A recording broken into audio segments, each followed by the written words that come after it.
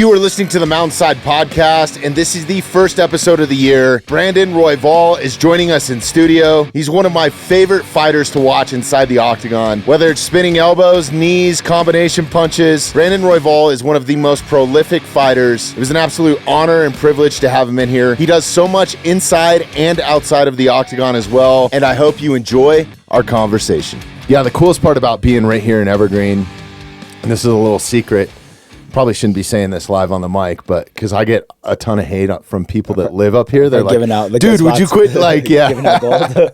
But I was like, Rogan's talked about Evergreen, you know? So it's like, it's really? not that big of a deal, dude. Like, I'm not blowing it up like he is, or these comedians that come up like Burt Kreischer and, you know, post all over Instagram that they're up here and shit, you know? But it is a cool spot. Like, I think... Wait, what was the coolest part? Yeah, so... Diving back to that, like if you live here or if you're staying here, there's a couple ski resorts that are kind of like smaller, like little local known secrets, and you don't have to even get on I-70 to make it to them. Oh, really? So like, I don't know if you've ever tried to travel to the mountains on the weekend, but I-70 is a fucking parking lot, dude. Yeah. And it's like near impossible. So like you could plan a whole skiing trip, buy lift tickets and everything, drive start your trip up there, and spend half the goddamn day on I-70 because of an accident or snow or whatever. Whatever bullshit has. And it's crazy. It'll be at like 4 o'clock in the morning. It's bumper to bumper going to the ski resorts like on Saturday morning. Damn. Like you need a helicopter or I've some never shit. been snowboarding or skiing, so it's like it's nothing that I've ever really had to experience. But one time I fought in, what the fuck is it, like Vail or something? And I had to cut weight, and I was in that bumper to bumper traffic that whole time, and I've never been so pissed off in my life. I'm just like cutting weight, dying. I'm dying in the back. This girl that I was dating fucking was driving, and like I was just sitting there. I'm like, bro, turn this fucking heat off. Like I don't care. I'll freeze in this car. I'd rather that. Yeah, no, I-70 sucks, man. It's funny. There's an Instagram page, I think that's called I-70 things. Yeah, I know. And the it's guy just that runs all the it. fucked up shit that happens on I-70. Like, shout out. That's a great page. Hey, welcome in, man. I know we've hung out before. We hung out at Bare Knuckle. We just happened to be sitting next to each other ringside, which was dope. Until they like double sold your tickets or something. They triple sold those tickets. So I ended up having like better seats in the long run, but yeah, I just like found a seat anywhere. Yeah. But yeah, they like triple sold those tickets. I was sitting in there, then someone else came up to me, and then we got them figured out and like kind of moved them around.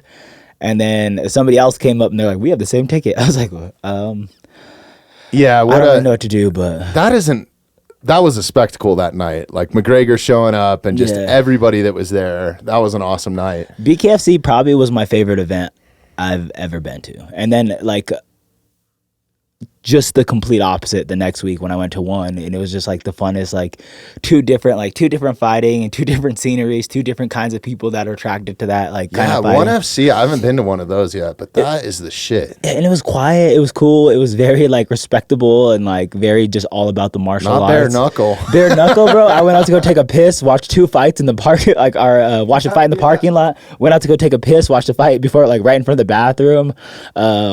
There was a fight that broke out next to us. Yeah. Some of my buddies that are former like operators were there, and they had a freaking Malinois with them.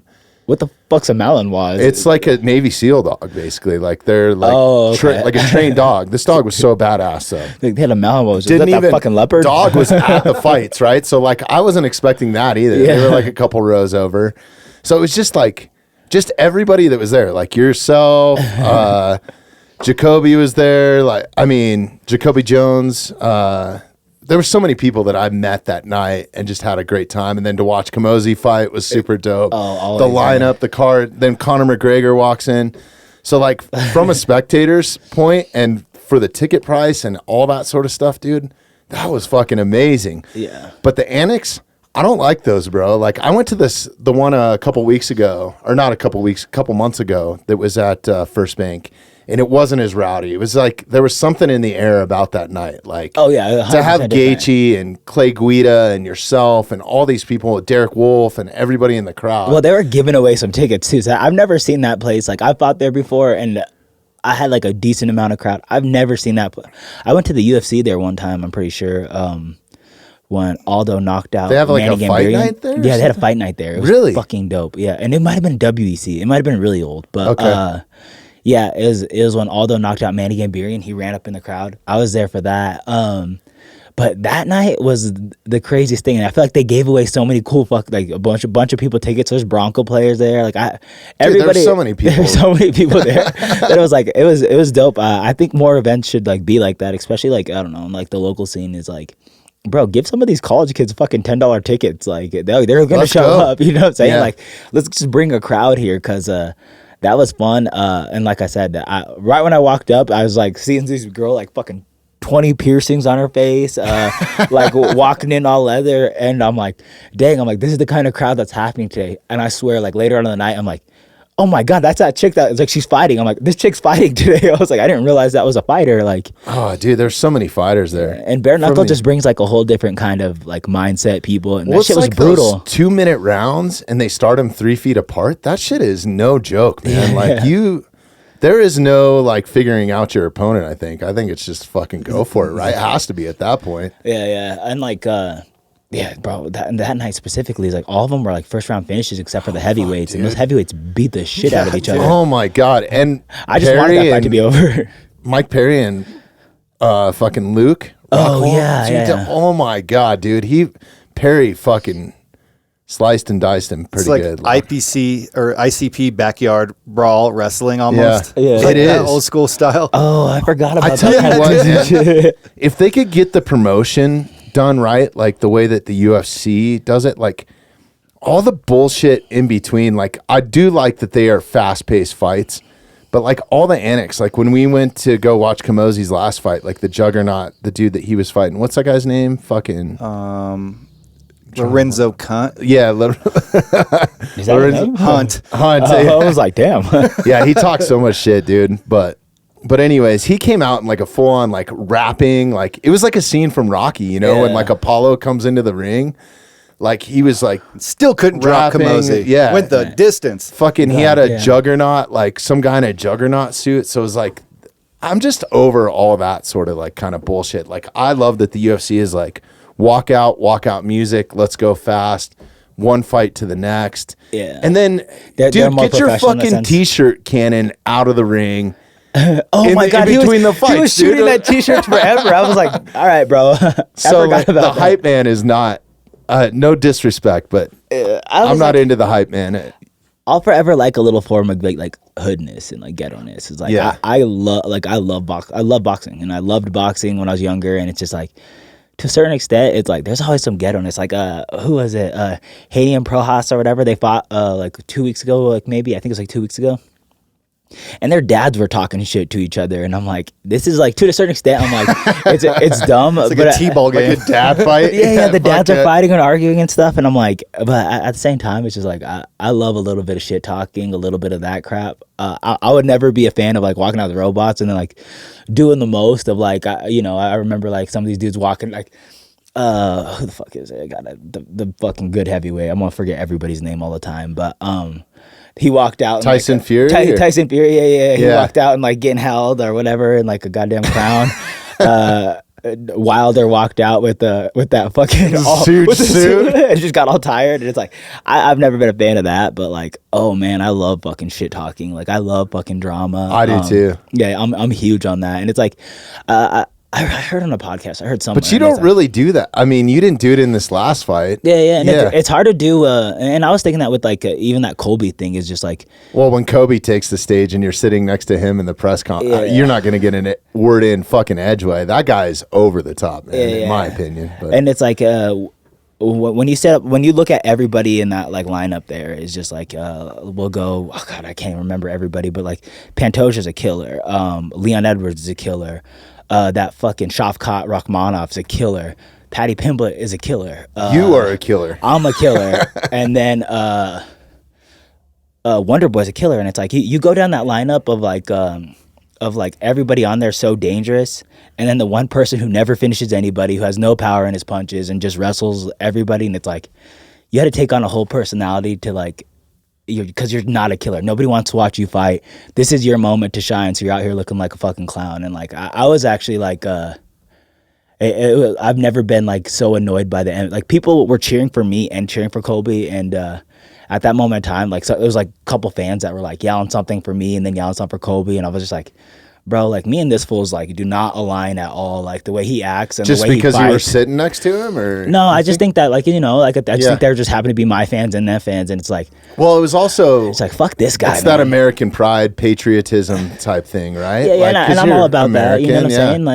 Like I'm all about the fucking American pride, and like I don't care who you vote for or any of that stuff. Like not any of that stuff bothers me, but it's just like when you're being a piece of shit and talking about someone's like family life that, like it's over the top. Yeah, It it's is just- pro wrestling meets UFC, which I don't want to see that. yeah. Like I But they love did partner together. yeah. yeah. Ironic, right?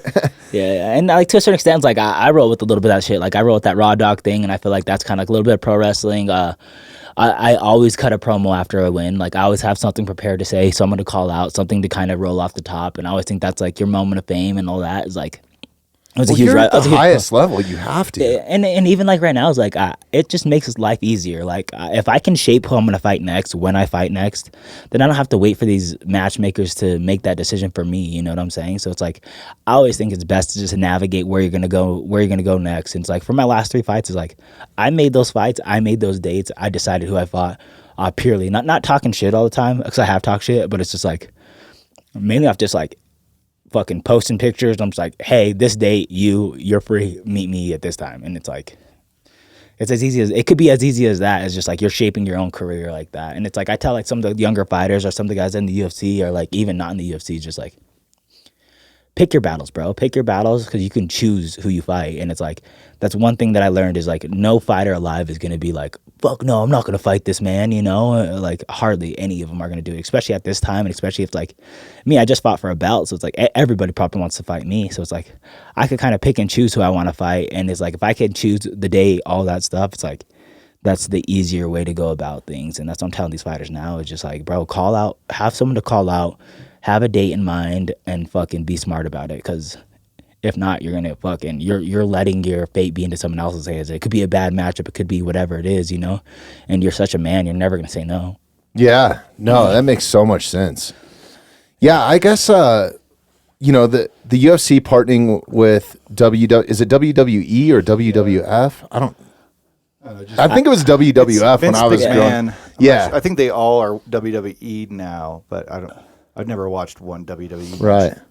Like I love like the call outs. I love the shit talking. When you get like a Conor McGregor and a Floyd Mayweather shit talking fest, like that's pretty good, man. Like I'm okay with that. Like Kobe's a little bit over the top with the costumes and all that sort of stuff. Like I want a good, as a fan, I want a good walkout song. I want some culture mixed in there. So like Alex Pajeda coming out in the full fucking face paint, or Brock Weaver in a headdress, or like, you know, that sort of stuff I think is cool. So I'm not like anti that at all. And I love the call outs, right? Like there's gotta be a little bit of that. Like the UFC is so good at painting the picture too. Like the Embedded series that they did with you leading up to 296 and all that sort of stuff. So yeah. And then it's like for the average, like for me, I love the martial arts of it. Like that's what I love is like the true, like a Yuri Prohaska coming in and doing all his kind of crazy and shit. that's like it's fun to watch. I like a Corey Sandhagen. Corey Sandhagen doesn't really bring drama, doesn't really say much, doesn't like, he's very like Buddhist, or like, you know, like kind of has that like little bit of like Buddhist style, but like some people see that as boring, but it's like I love the martial arts of it, the martial arts, like the way he thinks of it. But it's like the average fighter or the average fight fan or the average just fan of fights or just someone watching fights is they're in it for emotional reasons, and it's like they relate more emotionally. Is like if you don't like the technical portion or you don't understand the technical portion, you're gonna look at the emotional portion, and that's where you draw those guys in. Is like, can you bring them in with your emotion? Can you bring them in with that? And it's like, I think the best way to do it is naturally. A guy like Colby or like fucking a Conor McGregor is gonna do it with either being funny and bringing a nation behind you, or piss you off, or like you're either gonna hate them or love them, and either way they're attracting you emotionally, and that's what's going to draw you to someone like them. And but like as far as the fight fans and like what they do is just like they like knockouts, they see knockouts, but like the average person isn't knowing like how that knockout gets set up, why is that happening, like is that footy position right, what is he seeing, and it's like they're not dissecting it like that. So what they are going to do unless is you roll jiu-jitsu or practice Muay Thai or something, it's hard to understand, man. It is so technical what you guys do in that octagon, man. Yeah, Unbelievable. 100%. It's like, and if not, you're just going to be attracted to the emotional portion of it. And it's like, can these guys draw your emotion? Like, is he winning against Alex Pereira after losing 3 times? That's an emotional battle that like fucking happens, you know? God, so, dude. Crazy fight. Yeah, 100%. Yeah. So it's just like, it's just stuff like that. And it's like, other than that, you get some crazy ass lunatics in that. And that was like one of the first things that I ever like, I was disgusted by the human race after the what is it, like the fucking press conference or whatever. I was like, dang, some of you guys are like disgusting people. Like, you guys are like fucking yelling fuck Leon Edwards' dad and shit. And it was just like, dude. Like, I think it's one thing to step across those. You're crossing a line of disrespect, right? You can talk all the shit you want about me. The minute you start involving my friends, it gets a little bit more escalated. But if you're talking about my wife or family, dude, like, that's the next level of it, right? Yeah. The thing that I don't understand with it, when it comes to like a Conor McGregor or a Colby, like Conor is very good at it, man. He is an actor, right? He can put on that mask. And I think he genuinely feels that way sometimes. and he's But hilarious. like Colby Covington seems like it's fake. Like, I guarantee you cannot walk around like that and have the success that he has and genuinely be that asshole, cocky motherfucker. I think it's only in the light, right? It's like, and that kind of always brings up like an interesting thing that I play with in my head, is like, how much in like, this is like something I read in a book too. In a book, I read. No, I'm kidding. One of the few books I've ever books, bro. One of the few books I've ever listened to and did not read. It was saying it was saying something about like some of these big time people just taking on different personalities, and especially like when it is. And I think one of the famous ones was like Madonna. Yeah, it was Madonna. About a couple hours before she goes out there and performs, that she has everybody treat her like she's a fucking princess or like I can't even remember what they were saying, like a diva, and she would just take on a whole different personality so she could be that personality and be that big personality when you're out there. And it's like, does me being small-minded or like playing small all the time do me any favors in the fight world? When I walk out there and I'm like, dang, I hope I win this fight, I hope I do this. Or it's having a big personality like Conor McGregor, and you know, like, even though you're technically flawed in a lot of places, you would never believe that, you know, and you'll never portray that out loud, and you'll never do that. It's like, well, if you start thinking that, it's kind of that negative mindset, right? Like you start thinking that it might actually happen, but yeah, right? Like, I guess mindset is so huge, I would think, in what you guys do. It's huge in what I do in my day-to-day, or even just going in the low level of jiu-jitsu training that I have and my wrestling background. Without confidence, you're really you're not that good, man. Like, it's a lot of it's between the ears.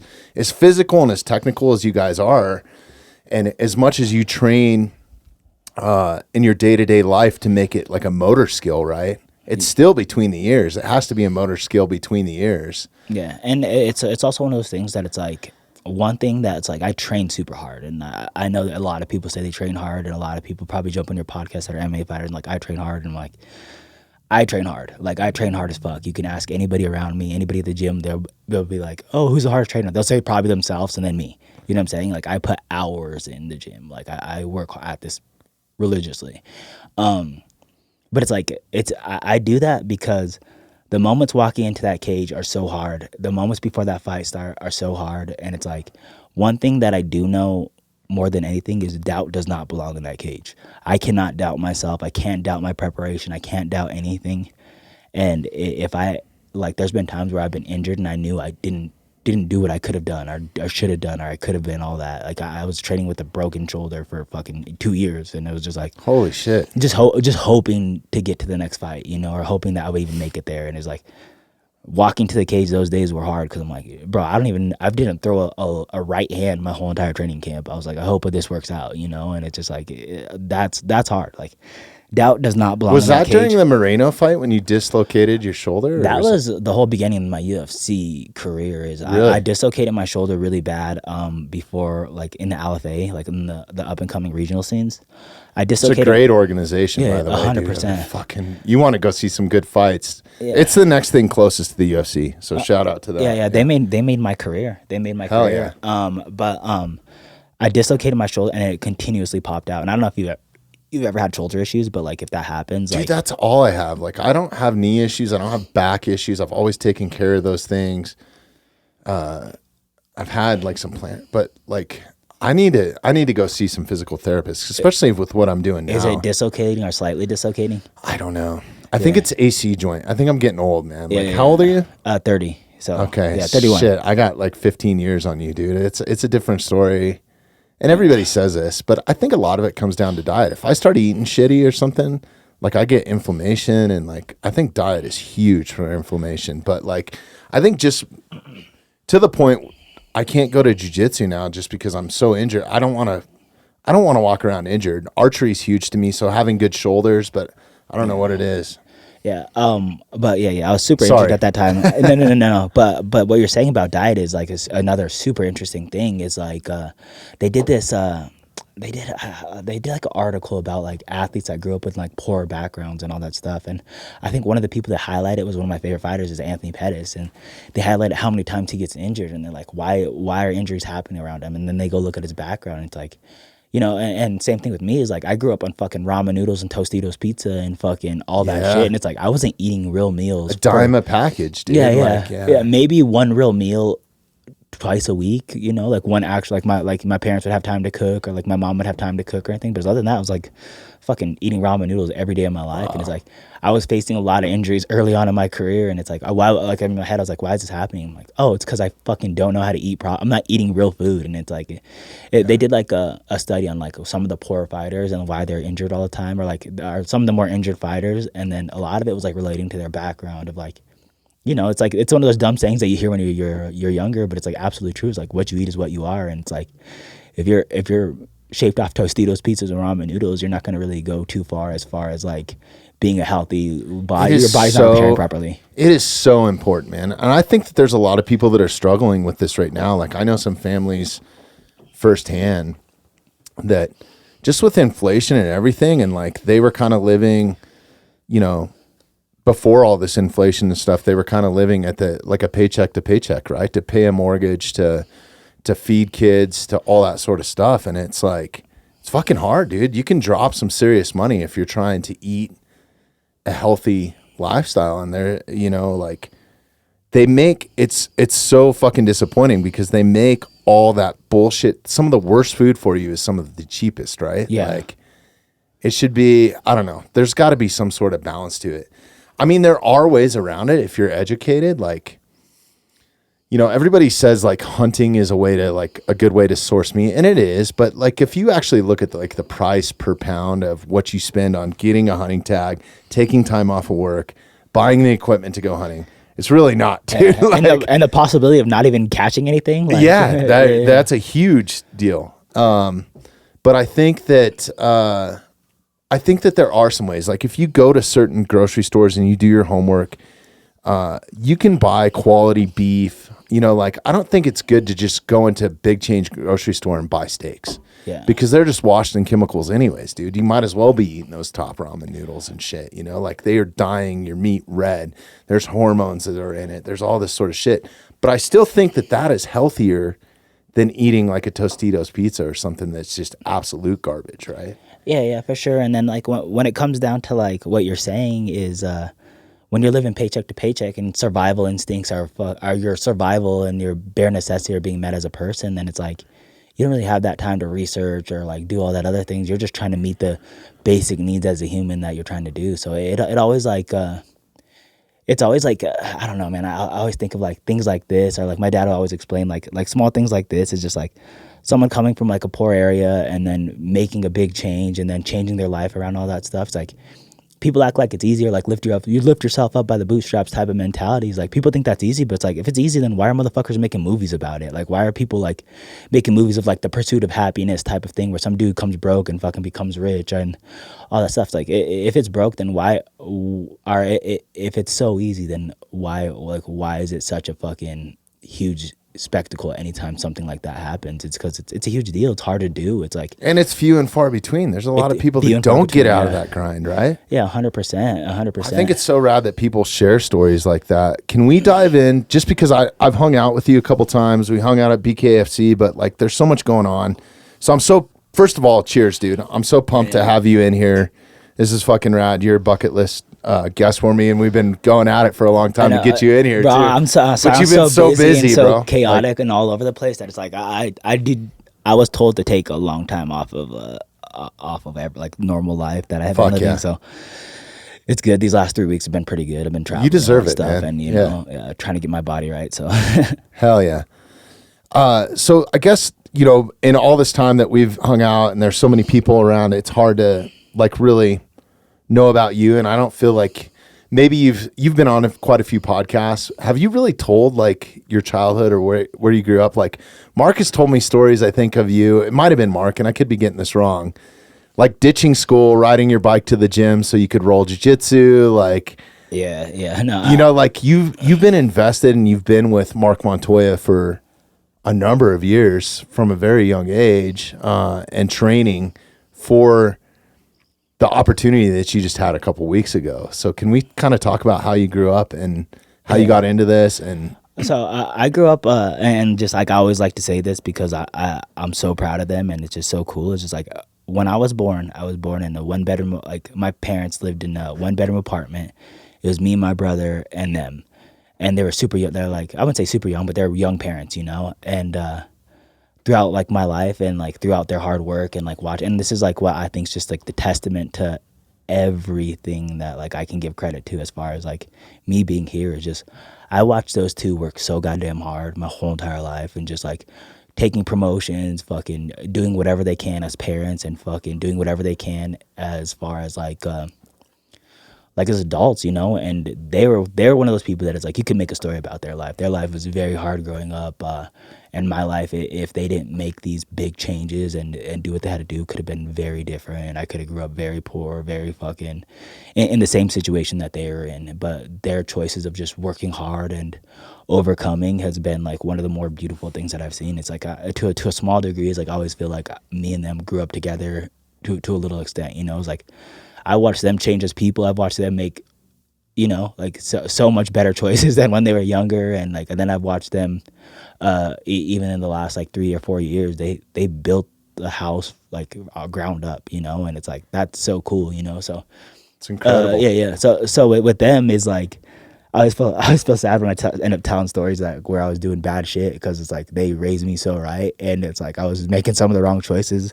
But I mean, I guess it's not the wrong choices in the long run, because it's like I'm doing really good for myself at this point in time. But those are life lessons, though. Getting street smart a little bit. I think there's something to that. Yeah, and they're super like they're adamant about me being like just me and my brother and I being different from everybody else in our family. So they made exact opposite choices of everybody else in our family.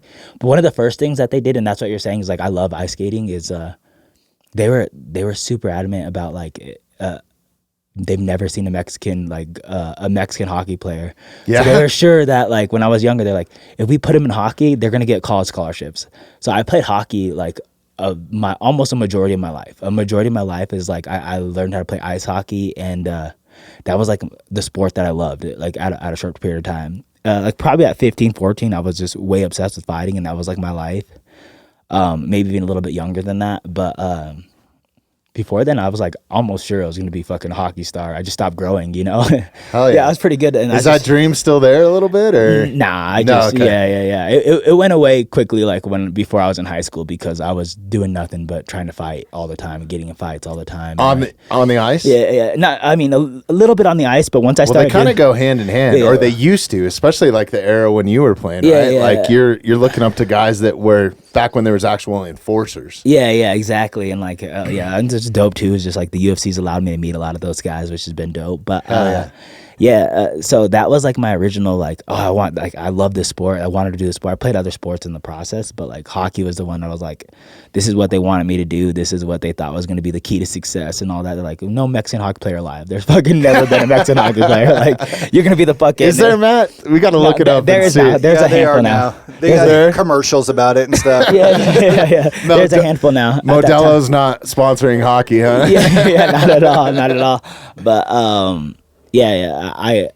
I got out before I was turning into an absolute goon, because that was that. There was like even a moment in time where you go like flip through my middle school pages of like the yearbook school page, and everybody, like, if you look through my grade, you can't flip through a page of a kid I did not fight. Like, I fought everybody in my school. Like, I was just like it was like an obsession. It was like not even like on just like bad notes. There was a lot of like shit talking, and I fought in the locker room or did that, but it was like more just like, what, you trying to box? Like, I was luring people over to come box me, to come do this. So I was end up just like, it was just an obsession at such an early age, and just something that's like, when the UFC came along, it just like all started to make sense. It was like anybody that knew me at a younger age was like, this makes sense. And so once I turned like 15, 16, I started training under this guy named Brad Gum, and that's where I met Mark.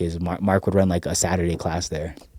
And Kamosi used to fight there too, Kamosi, right? That's where I met Kamosi. Was Dustin Jacoby there at that point? No, he wasn't. Okay. Brian Kamosi, Chris Kamosi. Brian Kamosi and I were the youngest guys in the gym. Like, we were like 15, 16, battling it was grown men. Like, there was no kids our age. Anybody slightly my age or my size, I would beat the shit out of to get, like, you know what I'm saying? I was like, this is my gym, you know what I'm saying? Like, and that was the culture back then. That was a culture, like, it was so rough and ragged. Like, the culture now is like, bro, if someone... Like, sparring was actually fighting? Yeah. If there's a 16-year-old in our gym, I would take care of him 100%. I would not hit him in the head. I would barely tap him. I would be very gentle with him. Back then, I was fighting for my goddamn life every day. I remember one time some dudes came from a different gym. He ended up going to the UFC. But ended up being like a famous UFC fighter. But came from a different gym, picked me, and then beat the shit out of me in front of everybody. Like, and just some guy not at our gym from a different gym. And the next round, and this is where I was like, Rampage or something, or was he in your weight class? No, he's not in my fucking weight. He's a 155 in the UFC right now. Holy shit, dude. 155 in the UFC right now, and I was 16. Have you 17. Seen him since then, or? Yeah. No, okay. I've never brought up the story. Are you guys good? Yeah, we're good now. Okay. We're 100% good. Never brought up the story. Never would. But you got to tell me who this is off the mic. Yeah. And afterwards, we had some dude that I was like, you know, I wasn't really cool with them. I was so quiet there. I was so young, you know. I didn't really like have friends there necessarily. I would just go train and do my thing. But after that round, this dude who sat up watching, he goes, "Hey, me and you are next." Grabbed him and beat the shit out of him, and fucking like, bro, whooped his ass up and down that the mat. And I remember I'm like, dang, they do like me here. Like, I am cool here. You know what I'm saying? So it was just like the culture was so much different. People were getting knocked out every sparring session. There's someone getting knocked out brutally. Yeah, it was different. And it was like if you grew up then, like, yeah, if you survived that era, it was good. But that was like my life, and like. Did you know then, like, were you a fan of the UFC, or was this just like a pastime to keep you out of trouble? Or no, what was it? I was a fan of the UFC. I didn't ever think I was going to fight. I just wanted to beat this shit. Like, I just wanted to learn how to fight. You know, I just wanted to learn how to fight. I was getting in a lot of fights. I was a huge boxing fan before then.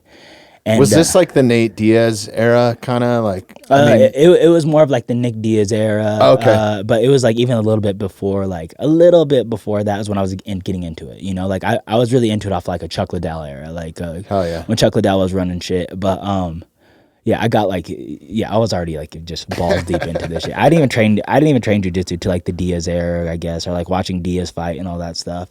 But I thought that was all like lame.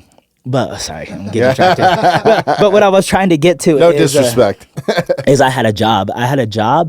And the days that I couldn't go to I had to go to work and couldn't go to training, I would ditch school and go straight to the gym and then hang out there for a few hours. And my trainer, Brad Gum, at the time was like, one day, like, sat back and he was just like, at this time I was young, like I wasn't allowed to train with the fighters. So the fighters would be going after class for like an hour and they'd drill stuff. And then I would stay and hit the bag and stuff. And he pulled me over to the side and he's like, "How old are you?" And I'm like 16. I was like 16. He's like, "Aren't you supposed to be in school right now?" And I'm like, I was like, I'm at school right now. Like, I'm about to go back, you know, like I got to go back. And he's like, "You work really hard." He goes like, "You work really hard. You work a lot harder than the fighters." And I already knew that. That was like one of the things that gave me confidence is like, I was showing up to the morning classes, ditching school, staying a little bit, running late to my next class, and then going back to the gym later on that night and training for 3 hours at least, you know? And like, that was just, you know, my Were life. you able to get passing grades and do this too? Like, were you able to navigate around passed. Yeah. I was never an outstanding student, but I'd passed, you know what I'm saying? Like, I was passing. Too. Yeah. I thought a D was pretty good, bro. Yeah, it was definitely one of those. And I remember he sat me down and he goes, if you really want this, he goes, you could have a huge career in this. And I remember that was the first time I ever like sat back and I was like, dang, maybe I'll be a fighter. Like I never really thought about it until then, you know? But it was like one of those like eye-opening moments. I'm like, damn, I think I could be a fighter. Like I think that's kind of like what kind of pushed me into it. So then I started competing. I started competing in jiu-jitsu tournaments, and then I'm still undefeated in jiu-jitsu tournaments. Still not. Yeah, I'm never gonna compete in another one. That's why I'm undefeated. Won them all. One and done. Yeah, 16 through 19, just never did it again. I'm gonna retire on top. But yeah, and then I started fighting right after that, and that kind of just pushed me to the next limit. And that's when Mark opened up his own gym. I still with Brad Gum for another 2 years, so I was working with him for like 4 years, and then when I was already pro, I started training with Mark. And then once that gym closed down, I started to go with Factory X and all the other guys. And then I was pretty much just reunited with the team and the guys that I was training with when I was younger anyway. So it was cool. Such an epic team over there, man. Mark is like one of my favorite people. He's a mentor to me. Like, and I don't know him all that well. I mean, we've spent multiple hours in here. I think you really get to know somebody sitting across from here, right? Like I never knew any of this stuff about you. It's super dope. It is kind of funny too, because like some of my friends is like I don't ever tell them about my life. You know, you just shoot the shit and just talk, and it's like you don't really tell them about your life story ever. You know, so it's kind of funny. Yeah, no, it is weird. Like I've divulged more about my personal life on here. Like told stories that I haven't even told. I don't even think I've told my like spouse. Yeah. About like before. You know, like from my childhood and stuff. Just because it's like you're in here, it's kind of I don't know. There's something different when the mics are on, right? Like you just don't have these conversations. I don't know. It's strange, man. I don't know how to explain it. But anyways, going back to that, Mark has fucking been awesome. He's the reason that we have an audience here. Like I met Mark at a bow shop and we were shooting archery and I was just like, hey, I was a fan of the UFC at that point. I knew who he was. I was like, hey man, I really appreciate you and your style. You know, all your fighters. I love seeing you in the corner. Like he's in somebody's corner every fucking weekend, dude. Yeah, like, it's insane. The pedigree of fighters that you guys have at Factory X and just the family mentality and the team mentality is so cool. And I'm honored to have one of your guys' coins like sitting on the table. That's the type of person Mark is. So when I hit Mark up to come on the podcast, I was for sure thought it was going to be a no. And he was like, yeah, buddy, I'd love to come on. And we started in like a fucking closet, dude. That was like, we were nobody. He was the fourth episode of The Mountainside. Who was the first?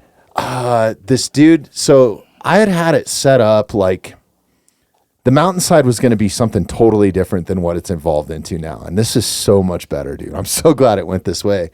So I had the idea for this podcast right before the pandemic started. Like started building the studio, had all the equipment, and then the pandemic hit. So I'd had like Colorado Parks and Wildlife was going to be the very first episode. Alpine Search and Rescue, which was going to be like the second one. It was going to be like a very outdoors, like safety, awareness, conservation type thing. But all those organizations were like government organizations. They're like, we can't come in. So then I was like kind of invested. I was like, well, what the fuck do I do now? You know, like I guess I'm just going to have fun with it, right? And not really worry about it. So I contacted this dude, Jason Marsteiner. He runs a survival school out of the Springs. It's the Survival University. This guy's a savage, dude. But he came in and we did a whole podcast like on pandemic. And then I had just a couple of my friends in because I was like, well, fuck, what do I do now? So just kind of turned into like a Joe Rogan experience and was kind of modeled around that. I was like, well, let's just fucking have some fun with it. And then I kind of started thinking, I was like, fuck, dude, I should have like, there's so many people here. There's so many pro athletes that I know. I know a ton of former people from my industry. They're rock and roll superstars, roadies, like, and then I kind of chased it for a little while, but Mark was the fourth episode. When he came in, we talked about Rogan, we talked about Cam Hanes, we talked about all these, and we talked about a bunch of Denver Broncos that he trained. Mark went back on Instagram, and I didn't even know Instagram game all that much, and he tagged all these people, and they reshared it. So like Cameron Hanes reshared it, and then all of a sudden, like overnight, as soon as Mark came on, we had this we had a fucking audience, dude. And then we started getting hate. It was awesome, man. Like it was like right out of the gate.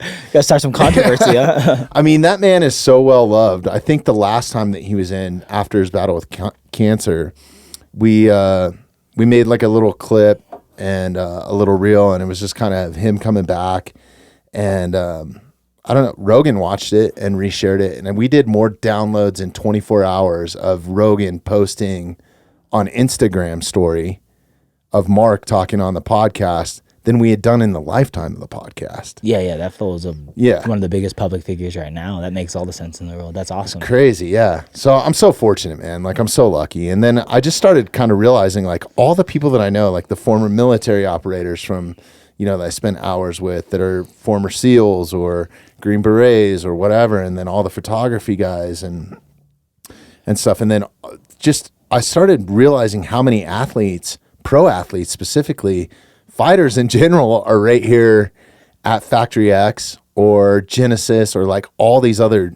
I mean, you have Trevor Whitman here. It's the best coaches in the world, the best training facilities in the world, right? I mean, there's a reason why the Olympic athletes train in Colorado, right? The altitude, 100%. like, so there's so many athletes that are here. So I was like, let's just have fun with it. And it's the mountainside has really turned into like showcasing unique individuals doing extraordinary things, but we don't have any agenda, dude. There's no like script. Like, I have some notes. I haven't even looked at these notes once, like some questions I wanted to ask you. We haven't even got into it, and we're 45 minutes in. So it's really just kind of wherever it goes, like just a natural conversation. And I've had so much fun with it. Like, I guess at one point I was kind of like chasing it for the guest and the downloads, and I was like, oh, I'm gonna make this thing huge, and I just threw that all out the window. Like, I kind of figured it out at about like the episode, like 20 or 30 episodes in. I was just like, no, dude, I'm just gonna do whatever I want. I'm gonna have the conversations that I want to have, and I'm not gonna try to educate the world or anything, dude. I feel like that's because I'm not smart enough. Yeah. It's such an important discovery. I feel like with a lot of things that you do is just chase the journey instead of like an end goal. You know what I'm saying? It's and like, enjoy the process, right? Yeah, like, exactly. I don't ever suffer here. Like, I don't ever let this stress me out. I'm just kind of relaxed with it. Like, if a guest cancels, fucking whatever, dude. It's not a big deal, dude. Like, if we can't get it done scheduling wise, like, it's not the end of the world. It's just fucking, I just enjoy this, man. Yeah. Like, I genuinely do. So if you're not checking out the Mountainside Podcast on YouTube, you absolutely should be. If you like the content that we create here and you want to help support the podcast, please take a moment, subscribe to us on YouTube, and hit that notification bell. And that's like, I feel like such an important thing, especially like being like, I've been doing martial arts, like fighting for more than half my life at this point in time. It's just like finding love for the sport is all that really matters. And I feel like that's really like the most important thing. Is like, sometimes I used to like put so much importance of like turning it into a job, and it's like, I didn't do this to have a job, like I'm not an accountant for a fucking reason, because I don't give a shit about a job, like I'm here because this is what I love to do, and I'm just fortunate enough that it pays for itself now. Like, there's a time where I had to work, and then I got to go train and all that stuff, and it's like I get to train, I get to do all this cool stuff, and now I have a lot more free time, and I get to sleep and do all this other cool things on the other hand, and the backside of it too. So it's just like, I feel like, I definitely stress myself up, and especially coming off a loss, and I'm like, what the hell? Like, I almost like guaranteed I was going to win that fight in my head. But, it's just let's not discount the highest fucking level in the climb that you've had to get there too, though, bro. Like, I mean, for sure. And for sure, like, it sucked. I hated watching it, man, because I've been invested in you for years, and Mark, and then it feels a little bit more personal when you're from a spectator standpoint, and who cares about that? But it matters to me. Like, watching you guys, I'm invested because it's a friend going in there. Yeah, it's that emotional attachment too, and it's like it's really hard. Like, my girlfriend fights; she's a fighter, and it's like that shit is the hardest thing I've like. I could fight all day, every day. I could fight tomorrow, the day after, and not ever worry about it.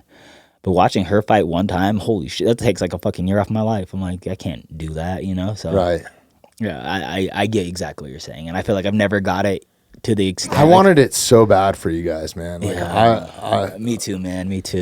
It's heartbreaking. So I can only imagine after you starting from 15 years old, making it to that point. And man, I thought in the 5th round, you were turning it on, bro. Like, yeah. Bro, I thought in the 4th round the fight was over. Like I thought in the 4th round, like it was the 5th round. I guess I got really confused on the rounds, and I thought like when I got up in the 4th round, I'm like, damn, I just lost that fight for sure. They're like, you got one more round. I'm like, I got one more fucking round, and I was like, all right, cool, fucking cool. Like, all right, I'm gonna turn up the heat, and then man, yeah, it was a shit experience, and it was also the coolest experience of my life too. So it's like, well, I've never walked out grateful. Like I've always walked out and I was like, reflecting over all the hard work I've ever had, all the points that got me there. And maybe this is where the mistake could have came in too, because normally I don't walk out happy. I walk out very emotional. I walk out very fucking like, damn, this is scary. This is my whole life's work on the line, and especially in a situation where you're fighting for a belt, like that is the absolute truth. It's everything I've ever worked towards. It's everything I've ever sacrificed. It's a lot of relationships, not like just like girlfriend boyfriend type relationships, but like friendships gone down the drain because how much I had to like put that off to the side to make fighting my forefront and the focus of everything. And the mentality of just not hanging around people that aren't on the same mission as you is a real thing, because like I have a lot of good friends and I have a lot of great people around me, but it's like I can't be going into a fight while they're like, "Oh, come out with me." I'm like, I can't go out with you. Like, I can't go out with you. I can't go out and party. That's real, man. You're only as strong as the people holding you up. Yeah. I think. Yeah, and it's not like the love's there, like I genuinely love all these people and like all that's the same, but it's like I can't go out with you to go party, and then I also can't be around you and your loving family in like I can't be around you and your kids and in a nice loving household, because that's not the mentality I could be on right now either. And it's like a month out from a fight, 2 months out from a fight, is like my mentality just switches, and it's like I'm very like and like I have a girlfriend now that like fights, and it's like that makes things a lot easier compared to like being around people who've never experienced what I've experienced. And it's like you got to be around like fighters or people with the same mentality, or like I have to surround myself with like fighters and people that aren't partying, or people that aren't just like living a normal like life and all that stuff too. It's just like I have to like kind of put myself in that like I don't even know, I wouldn't say dark place, but definitely like a mentality and like-minded people around. It's a focus, right? Yeah, for sure. And it's a focus. It's like I don't even know, man. I can't even describe it. But yeah, you can't describe feelings like that. Like I always relate it to like, and I don't know because I haven't been at that pinnacle of what you just went through. Yeah, but you're striving to do great things. It's the same thing, Yeah, I think the easiest thing to relate it to, or a comparison, is having a child. Like you can't explain that feeling to somebody unless you've actually been through it. There's no way to do it, man. Yeah. Like I don't know if you have kids or not, but like once you do have kids, if you don't already and you're listening to this, that's something you can't explain to somebody. Like there's something about like the unconditional love, the first time they look at you, it's fucking mind-blowing, dude. Yeah. It's unbelievable, and it's a feeling that you can't get. So I would imagine like meeting the pinnacle of your career, or what you've worked so hard for going on 16 years now. Yep. Right? Like this has been a dream of yours. Yeah. And you're there. But I gotta ask, man, it's gotta be so hard with all the distraction, because no matter how big that stage is, on one of the biggest, probably the biggest card of the year, those end of the year cards are fucking stacked, right? Yeah. It's unbelievable, like to have that level. Then you have all the media obligations. You have UFC now following you around with a film crew, right? Embedded, where do they come in at like 2 or 3 weeks out, and they're like in your house, right? Yeah. And it's cool. I got along with my embedded guy. Like I've known the embedded guy, so like our relationship's different. But other than that, like I'm very like private. Like I keep to myself. I don't really have many people over. I it's me and my dog for the most part. You know what I'm saying? So having someone around me all day was different for sure. Yeah. Yeah. How much distraction is that though? Like going into it, is it like, and is there any way to opt out of that, or is that like part of your contract? I should have opted out of it, because at the end of it, like there's this girl named Nina something that like made everything exciting again. But one of those days, on the media days, I was there all day answering the same goddamn questions over and over again. And at a certain point, it's just like I'm repeating the answers. And at a certain point, I was like, dang, I'm just gonna fucking take on an accent and change my personality and just be something completely different because I was so bored of it. I was so over it. I was fucking pissed. I was hungry. I was low on patience. You know what I'm saying? This is all while you're cutting weight, too. Yeah, like, that's the fuck. I mean, I don't think people realize what you guys go through. Yeah. I'm 129 pounds at that time. Like, I'm a big ass man right now. Yeah. What do you walk around at? 150. Yeah. Holy shit, dude. So you're cutting 25 pounds basically to fight it. Yeah. Flyweight, right? I diet probably like a good 12 pounds, so I'll be like cutting from like one, then I'll start like I'll walk into fight week like 140, 139, 138. I don't know how you guys do it, man, because that's when my composure goes out and maybe it's because I'm a fat guy, but when I'm angry, dude, I am not a pleasant person, bro. Like I'm not a pleasant person to be around. Yeah, and like that's where I was in the media day where like these folks asked me questions and I was like not giving an inch at a certain That's when I might road rage, dude, honestly. I was like, this girl, I can't remember, Nina something. She came in and then she started asking like funny questions, bro. Like, right when I was gonna do my interview with her, I decided I'm fucking not answering any questions. I'm gonna hit a wall and I'm gonna be a dick to everybody until I'm done with the day. Cause fuck I was so pissed. And then the girl that I was gonna decide to do it to, like the next interview, I was like, I'm gonna be an asshole. She was like, so, how do you think aliens fornicate? And I was like, wait, what? Changed my mood for like the next 20, 30 minutes, got me through the day. So I was glad that I had an interview with her. God, it would be hard, I would think, if you're hangry like that, you've just been through all this, and then you run into like Big Schmo. I mean, don't disrespect, right? He's great, but like, you don't want a fucking character sitting in front of you, right? Like, you don't want Kobe Covington next to you in a fucking Revolutionary War suit, dude. Yeah, like, it's got to be brutal. You definitely just get over a lot of shit, and it's like I don't like shit distracting me from fighting. Like especially that week, it's just like I like staying fucking as gangster as I can in my mind state of just like I'm gonna beat someone's ass, and that's all there is to it. And it's like. Then it's like with Pantoja, it's like I actually really like that guy. Like I have a lot of respect for him. He's a fucking great man. Like all the above. So it's like. I can't even like hate like I couldn't even direct my hate towards him necessarily because it was just like they're like, well, how do you feel about him? I'm like, I fucking feel like he's a fucking dope. Like he's a good warrior's fighter. Respect there. Yeah, right? yeah, and it's like that's a killer in front of me. So it's like when there's two killers in the room, you can't really just go at him 100% because like I respect what he's doing. You know what I'm saying? Like I respect his game, and there's a lot of respect. Well, that speaks to you being genuine too. I think I think a lot of that shit talking is not genuine. That's what I was getting at with Kobe. I don't think he walks around like. How could you? Yeah, you'd be miserable.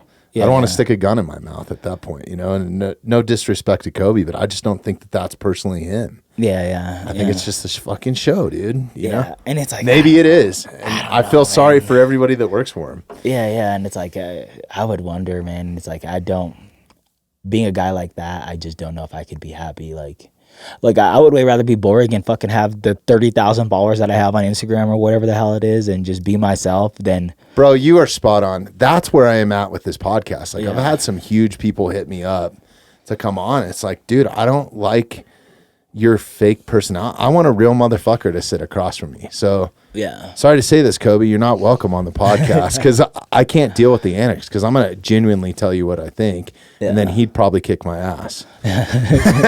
Fuck. But yeah, I just I think it's hard. I think it's hard for people to have a perspective on what you guys go through unless you personally know one of these fighters. And I've had multiple of you guys in here tell us stories, had some awesome conversations off the mic too. So like, I just think that there's a lot that you guys go through that people don't understand.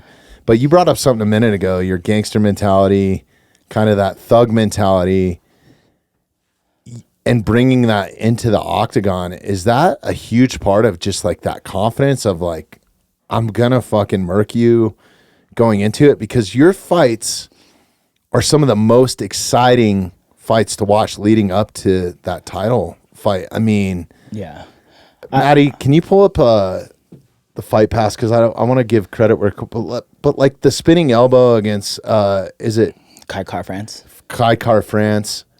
Fucking incredible. Oh my! The Nicolo fight where you wasn't it a head kick and then a jab? It was like a knee and a jab. unbelievable, dude. Like that shit was so much fun to watch, man. I wonder, Maddie, you got to pull these up. Can you go all the way to like the right and just see like if they got fights before I fought in the UFC? Dang, they don't. I bet they do. This is Fight Pass. I fought for LFA.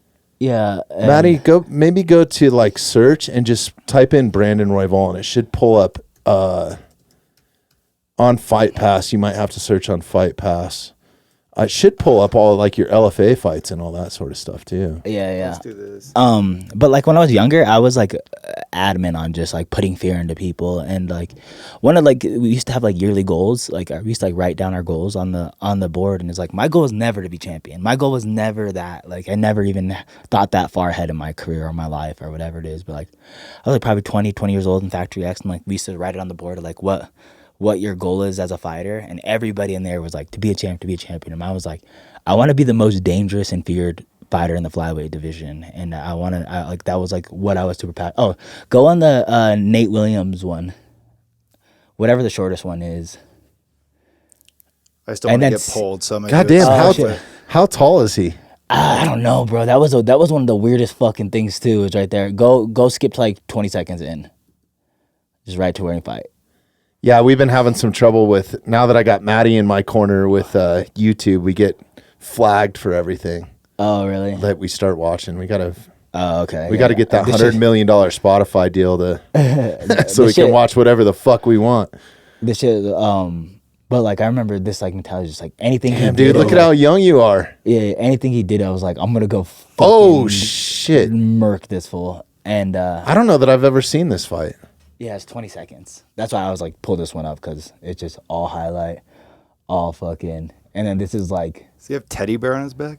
Yeah, that was his like name. It's like Nate the Teddy Bear or something. He's fucking, oh god. Damn, dude. It's went in 20-second murk spree. That's what I'm talking about. Like that mentality as a fan, like that is like you or Justin Gaethje. There's not many fighters that come in there that is, it's going to be fireworks. Like I feel like Dustin Jacoby's one of those, right? Yeah. With all his kickboxing experience and stuff, maybe not early on in his career, but later in his career, it's like, it's going to be a spectacle. Yeah. Whatever happens in there. Like you throwing elbows, I can't remember which fighter, who it was against, but I remember you being on your back, and I don't know if the guy had you in mount or you were getting out of it or something. Definitely a jiu-jitsu session going on the mat, and you like off your back threw a spinning elbow while you were on the ground. It was so badass, dude. I was like, I hate myself for that one. Yeah. I thought it was cool, man. It was something I'd never seen. The attempt was there, but that being said, I was like, damn, that was like it was like an air ball. It was like kids fighting in a pool or something. That was that's like where I kind of like am kind of justifying in my head now is I used to be so crazy that it would get me in trouble, and I feel like I played my fight last time super precautious of like I didn't want to take the fight where he was good at. I don't want to give up my back, and it's like that almost caused me like to get stuck in certain situations where it's like when I was younger, like when I was like like maybe a little bit more fearless, and I would have just moved, I would have did anything to get, like, I was like, I'll give up this position. You like, fuck you, like there's a big fat fuck you in everything I did. And, raw dog. Yeah, exactly. But, I just feel like that was like, some of my mentality is just being super dangerous and just not giving a fuck what you did, because I'm going to do what I want to do in there. And I feel like that got me so far. It also got me a couple losses too, by the way, because I would do some crazy shit. I jumped like a fly, like when I was like 20, like one of my first pro losses. I like jumped a flying triangle on like an Olympic fucking wrestler and just looked stupid. And then he just pretty much held me down that whole time. And I've done some stupid stuff, but it's like finding that fine line of being like a little bit of raw dogginess and then fucking, like a calculated killer is just, I really have to tote that line very well. Cause, sometimes like being crazy like that works out, and I'll leave the cage in 20 seconds. I have maybe like 4 or 5 fights, like professional fights that are under a minute. And it's like just me going out there murking somebody and, getting the fuck out of there. And it's just like, my next fight more than anything is just, I want to put the fear in everybody. I just want to fucking show everybody what I'm capable of, how dangerous I am, and kind of continue that, because I did not like the way my last fight turned out at all. Let's go, dude. Let's definitely go. I want to come see it. Yeah, for sure, man. Make something happen. What is kind of like coming off of that, being at that chance at the title shot, dream of your life? What does the road back to it look like? You think you could, like this year? Like, what do you anticipate? There's got to be some sort of game plan, right? Yeah. And I don't even know. You don't have to talk about it. Here if you don't want to. I'm definitely navigating my way through it. I definitely have a call out I'm gonna make pretty soon here. That being said, it's just I got to figure out some things personally of just like I feel like going back and doing some of the same things would be the dumbest thing to do right now, and I definitely need to switch up some things in my game and to switch up some like ideas and how I go about things for sure. And I feel like the first week is like Christmas right afterwards, so I kind of just could run away from my problems then. It's just like this is the first week where I'm just like taking notes and just kind of like dealing with where I need to do next and how I'm going to navigate this and how I'm going to come back from this. But I feel like the next fight for sure is like it's going to play to my advantage because all the open guys or all the guys around me are going to be strikers, and it's like I'm going to beat the shit out of anybody in the flyweight division right now. Which is a crazy division, by the way. Like, yeah, and the super skilled division too. I feel like we don't get enough credit, but it's like this division is full of people that are trying to knock you out. It's so exciting, and to they're all watch, black man. belts. Like everybody in that division's black belts. Like there's no one that I go against that's like at least in the top 10 right now that aren't a black belt in jiu-jitsu and fucking a striker, and then they wrestle. They have a wrestling background and all that shit. So it's like all these guys are so skilled, like at least technically. You know what I'm saying? And it's like, I definitely in my next fight want to just show what I'm capable of as far as just like, a little bit of wildness, but like also just like skill set. Like, cause I feel like I went out there and I didn't show anything of what I'm really capable of doing. And I hate that feeling more than anything, is just knowing that like you didn't even get a show out really. Like I didn't get a show off. I didn't get a show out. I didn't get to do any of that stuff. And it's I think credit to Pantoja too. Oh yeah, 100%. But I didn't feel like watching it. It didn't feel like you were, and I'm putting words into your mouth. So, but it didn't feel like that was the Brandon that I know, like in the octagon that night. Like it didn't feel it. Like And bro, if you would have seen me warm up, like the lead up to it, I was like, I'm gonna kill this guy. Like I'm gonna fucking show it. Like and like whatever. I'm gonna go put on a performance. But yeah, the delivery was just not there, and it's crazy. And it's like more than anything, it's just credit to like Pantoja, his game planning, his coaches, his cornermen. They game planned super well for me. I think what they did was super smart. And like watching the videos and going back, it's like I've learned so much, and I learned like, dang, this guy who is a big risk taker. Pantoja is a huge risk taker. Yes. And I was preparing to fight a huge risk taker. Did not take much risk at all in that fight. Like he played it super smart, super diligently. Did what he had, like took risk when he had to, but for the most part, just controlled and defending a title too. That's a whole nother. Yeah. I think it's almost like guys level up, right? It's probably a different fighter than when you fought him the first time, right? It's a different fighter, and like I said, a whole different mentality from when I fought him the first time. The first time he was guns a-blazing, 100 miles an hour. He definitely caught me, but like that being said, it's just like it's more of a so chess match, right? Error. When it goes to 5 rounds, I would think. And maybe that's where I made like a huge mistake in my game planning too, is just like I was expecting him to not be playing chess and that I would be playing a little more chess than he is. And he went out with like a whole different like, oh, I'm not even going to try to like submit him right off the bat. I'm just going to hold him and control and play positionings really well. And like what he said, like what he did was so smart. And I really kind of wonder like how his corner navigated this and like what they were plotting and planning. But it's like he was so like he never even passed the side control. Like he was just like, I'm gonna stay in half guard. If I can slice through and get to mount, I'll take it. But he was never gonna even risk that position ever. And it was just like that's so smart compared to like shit that I do. Is like if I'm on top, I'm gonna fucking slice through you. I'm gonna go hit that next position. I'm always that like I love that submission before position type of guy, and I've always been that kind of guy. And it's like I'll always respect somebody that's not that either, because it's just like that's ultimately what has beaten me multiple times, is some dude that just controlled, didn't take too much risk, and just instead of trying to beat me or take me out completely, is just controlled the chaos that I bring. And I feel like he did a great job at that. And I felt like at a certain point, like in the preparation, the skills that I built over the years, that I've had the answer to that. And that night I did not at all. I know it was a disappointment to you you know, and how could it not be? But it was not disappointing from a fan's perspective to watch. Like there was, especially on the technical side, dude. Like I enjoyed genuinely. I wanted to see you win more than anything, but it was an enjoyable fight. Like some of them are just complete burnout or flops. Like you're just like, how could somebody go from this level of performance down to this, right? So like I don't feel like. Maybe you just need a little bit different game plan going back in for this next one, right? Yeah, and like for sure. And just reassessing some of my skills and reassessing and reevaluating a lot of things. It's just like I definitely need to make changes to myself and to my career for sure. You know, I feel like I hate this fucking saying more than anything because it's just like obviously like I'm gonna fuck it up too, but it's like what is that? It's like the definition of insanity is like doing the same shit over and like respecting different answers or whatever the hell it is. It's just like that makes sense. I don't know the saying, but like that's exactly how I feel. It's just like if I'm gonna go back and do the same shit and expect a different result, then it's like I would be dumb. I would be super dumb to go do that. And it's like I need to change something up, and I need to like reevaluate and reassess some different angles, right? Yeah, exactly. I need a different approach with this, especially if I'm gonna beat someone like Pantoja or you know, I think. A lot of these dudes in my next fight that I could be fighting, I could beat them with a skill set alone. But that being said, is like I would be dumb to not be trying to grow to the most maximum I can as a fighter. Well, and get to that championship level. Sorry. Fuck yeah. No, you definitely have the right mindset, man, for it. And you've proven that in all the work that is taken in the fights leading up to this, right? Like there's a reason why you're there. Yeah.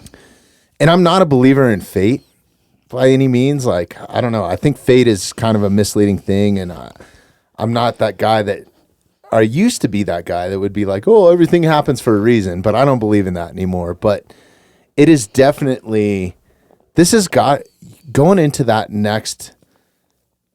I mean, it's definitely a learning lesson, right? Yeah. So like you're already changing your angles and stuff. So I'm so excited for you to see it. I want to see that ran back or that second shot, dude, because that's when the strap's coming home. Yeah. And for me, it's like it's, you know, I'm either going to, if you're going to do this, you need to do this shit. And if I didn't have an answer, if I didn't have like a different approach, or if I didn't reevaluate and like, all right, there's obvious holes in my game and there's obvious things that I need to improve, then it's like I'm not going to grow not only as a fighter, but as a man, you know? It's like you need to have these honest conversations with yourself. You need to have an honest conversation with what you're doing and the things around you. And it's like if you're not doing that, then what was the purpose of losing this fight, you know? Because it's like... God, that's a great point. Yeah, and even off of wins, man. Even off of wins, it's like... I don't think people do it enough because they get the satisfaction of a W. But it's like... you would rather learn off a win, but it's like off of a loss, it's like, bro, if I'm not reevaluating, changing things, it's like there's no growth in me as a fighter, but more importantly, there's no growth as a man. And it's like... So it's more personal than about the strap, right? Because at the end of the day, like people are going to forget... You know, even if you did win that at some point in history, and just with the way our world is, maybe not so much now because there's a little bit more archivable, but like the greatest warriors of all times have probably never had their stories told from like the Roman era or whatever, right? Or like the true warriors or something. It's like, you got to walk away at the end of your days with knowing that like I put everything into this, right? Yeah, and 100%. It's like, you know, I want to be a real champion UFC fighter. I want to be a real champion UFC fighter, but it's like, I don't know. Do you follow Buddhism at all? Like, I don't, but I'm willing to learn, dude. Do you know anything about Buddhism? It's just like, you know, they believe in reincarnation until you like finally reach that level of nirvana or like mastering life. And it's like, you know, if I'm not trying to master life and if I'm not trying to become a real champion in life and I'm not trying to master these small little lessons along the way, then it's like I'm just gonna live the same life next time, you know, or like samsara, the same, over and over. Yeah, exactly. And it's like I don't want any of that. And it's like fighting's so temporary that it's like I need to like, if I'm not constantly re-evolving, reevaluating, and reassessing, even in this fighting game, then it's like I made a habit of just being content, and it's like I'm not making a habit of doing that ever. Yeah, you have to capitalize on it when you're there, especially at this level, right? Yeah, exactly. Yeah. And it's like fighting's there too, but it's like such as in life, you know what I'm saying? Such as in life is like I see some of my friends and like God bless them, they're great people and all that stuff. It's just like they fall into the trap of like, oh, I went to work and then I go home and then I watch fucking Friends or whatever the hell it is, and it's like you fell into the trap of just like being content with stuff, and it's like life's good or life's okay, you know, like it's good enough, but it's like I didn't get this far to do that. You know, I didn't get that far with that mentality ever. And it's like,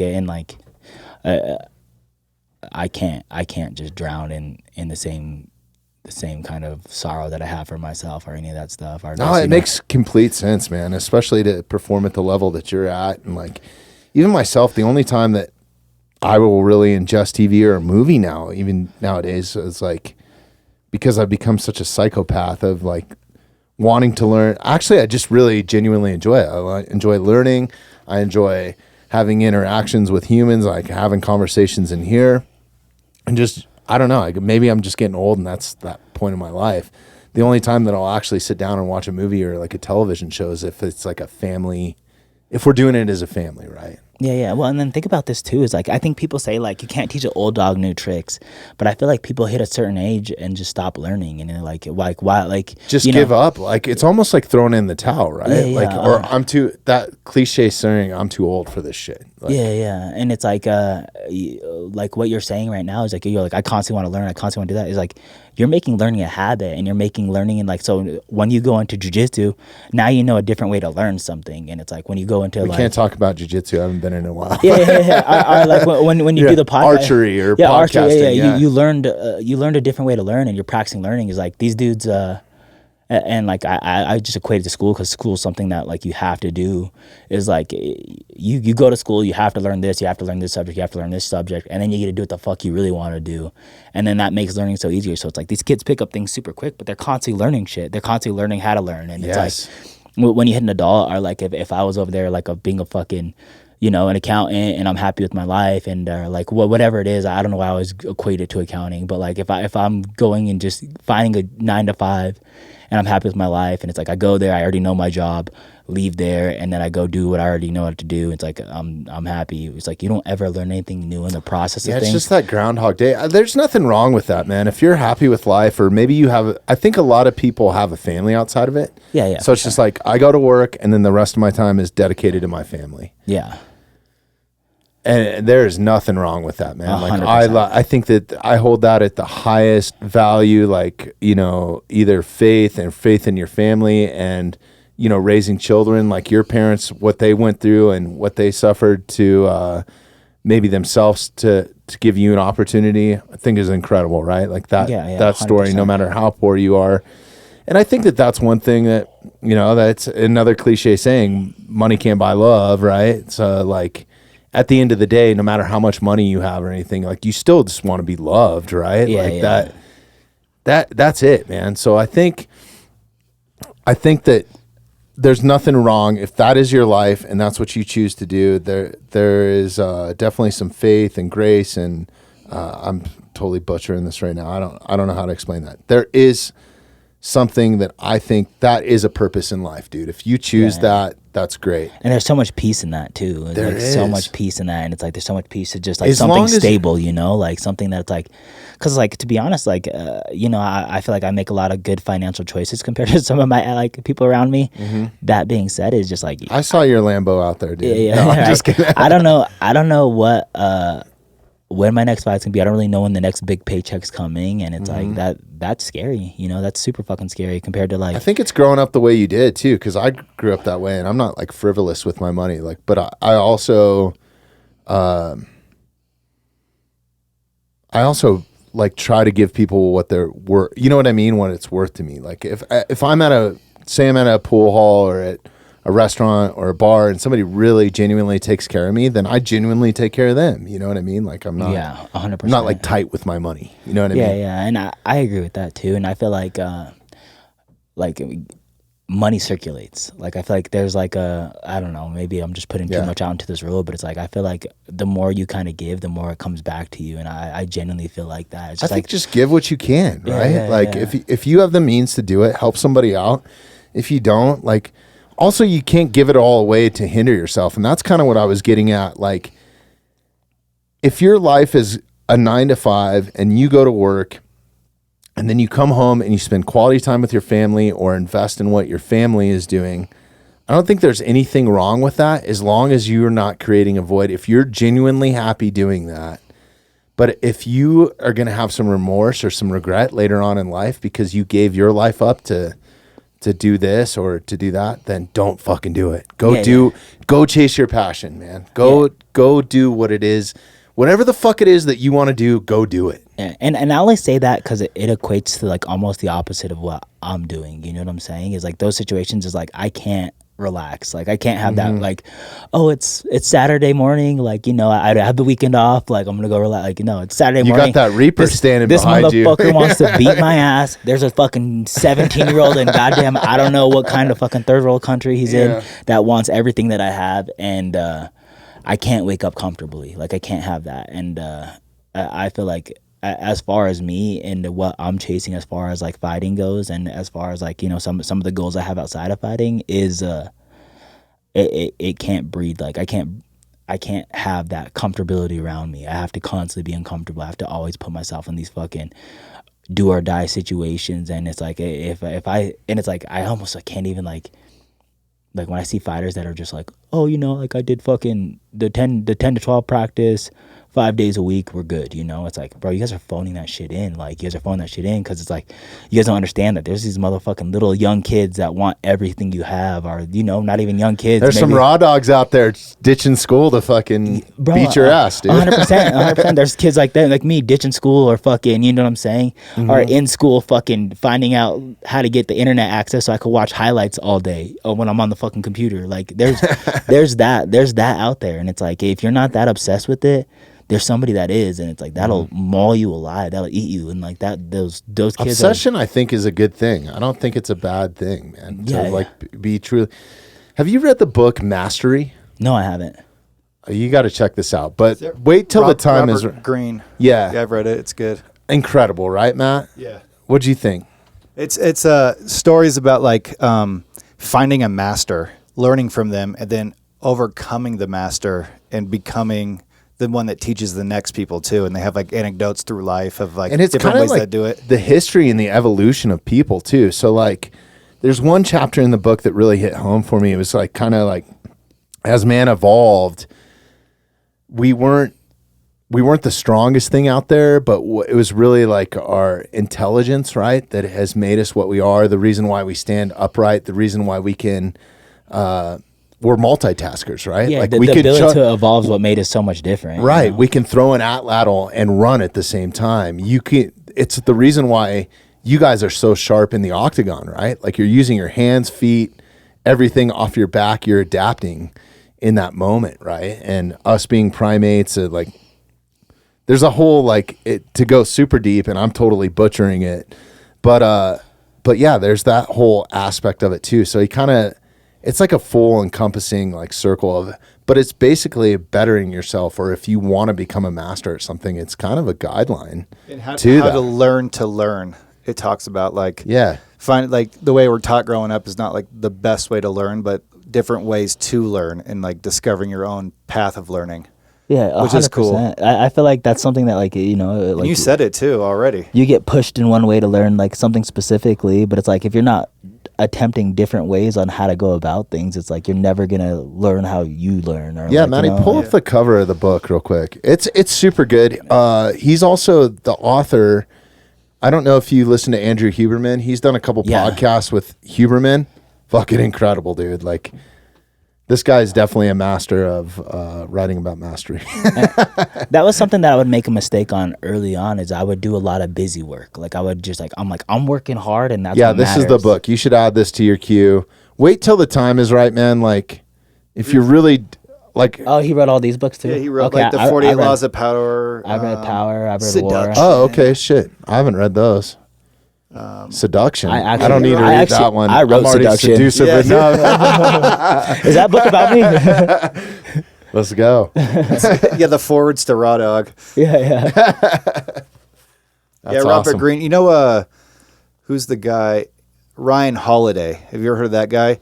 Yes. He was the assistant to Robert Greene and got a lot of the pre-writing done of finding the stories that Robert Greene wrote about, and that's what kind of led Ryan Holiday to become such a good writer because he worked for Robert Greene for a while. So dope.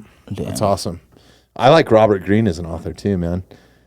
That's something that Coach Mark is big on, right? Like you guys have to read a book a month. Or is he still doing that? No, we're not doing that. But it's like I'll try to find some books for sure. I hate self-motivating books, like or not sometimes.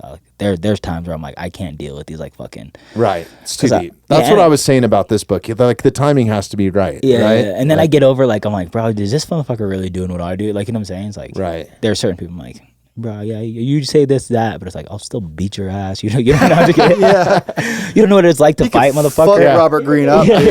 I'll beat the shit out of Robert Greene. No, I'm just kidding. But and then also just like I've been around so much fucking finessers and bullshitters that sometimes I don't buy into shit like that. Where I'm like, right. Bro, I've heard people like on podcasts and like that I've been around or like been surrounded around or like whatever it is. It's just like, bro, you do not work that hard, motherfucker. I've seen you do this. I've seen you do that. And I'm like, bro, you guys are just talking. It's like anybody could be motivating with a mic in front of them and, you know, and their imagination. But it's like, yeah, you give them a platform. You can be Hitler if you want. You know what exactly. I mean? Like, look at how much that got fucked up. Yeah. Just through motivation, bro. Like 100% motivation. That was all it was. He's just giving hope. You know what I'm saying? Holy shit. That's another thing like that I would say that is really good with confidence is and it could be bad too. It goes both ways for sure because obviously like you have to make another motherfucker believe it. But I seen some kid I've seen a handful of people with just confidence make it far in the MMA world where I'm like, this fool actually is not good at all. Like he has zero skills, but the belief in himself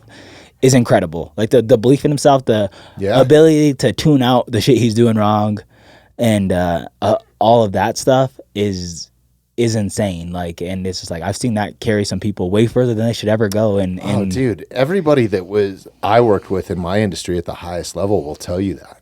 They're like, I just said yes, and I didn't know what the fuck I was doing, but I was gonna like figure it out, and they just made it. You know, so I think that's in any career is like if you live your life in fear, like if you wouldn't have, you know, if you got cold feet prior to going into this title fight. Yeah. And just backed out, right? Like that could happen, dude. That 100%. Could happen. You can get cold feet before you get married. I don't know. Maybe that's not a bad thing with divorce rates and shit, but like, I don't know. If you don't say yes, you're never gonna know. I always preach the best fighters in the world are the perfect line between being dumb and smart. Because it's like, if you're dumb, you're gonna fight so recklessly all the time, and it's like, yeah, I've seen some dumb people that are like, you know, they're good, like they have some skill set and they win some fights, but they're fighting recklessly and uncalculated. And if you're smart, you're gonna calculate everything, and if you're doing the calculations, the risk is not worth the fucking like. if I'm calculating and I'm overthinking, me going and stepping into punching range is gonna get like the consequences. So you're gonna think the consequences of it, and it's like you gotta be like smart enough to know the consequences, but dumb enough to take that risk. And it's like I always feel like that fine line of being a fighter is, and I feel that was it's the razor's edge, man. It really is. Yeah. I think a lot of it, and this is more of a question than a statement, but is it a motor skill? Because when you're around killers, like that cliche saying of iron sharpens iron.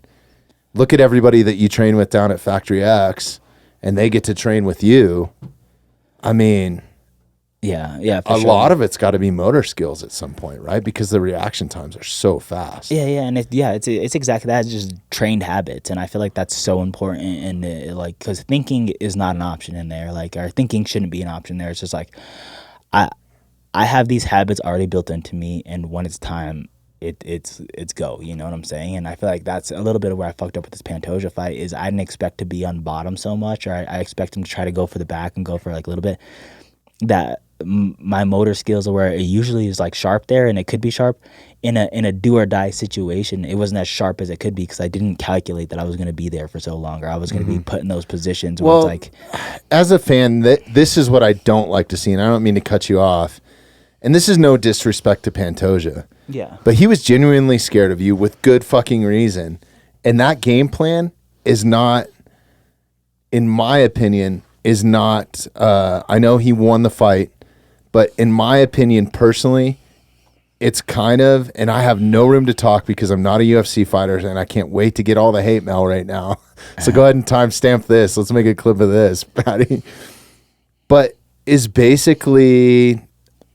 his game plan is not exciting. That's not an exciting way to watch a fight. Yeah. And it's like, and that's like, I had family members that like don't watch like I have people around me that don't watch, like just watch and support me. They're like, I don't get how you lost, and I'm like, yeah, well, I lost the sport. Like, It's I lost sandbagging. Nobody wants to see sandbagging. Yeah. I'm sorry, dude. And there's just two different ways to approach it, and I've always been wrong because I always approach fighting as fighting, and that's the way I think of it. And I wouldn't say I've always been wrong because it's gotten me this far. Right. And I love that. I love that about myself. So I approach fighting as fighting, and honestly, for all of Pantoja's career, Pantoja approaches fighting like fighting.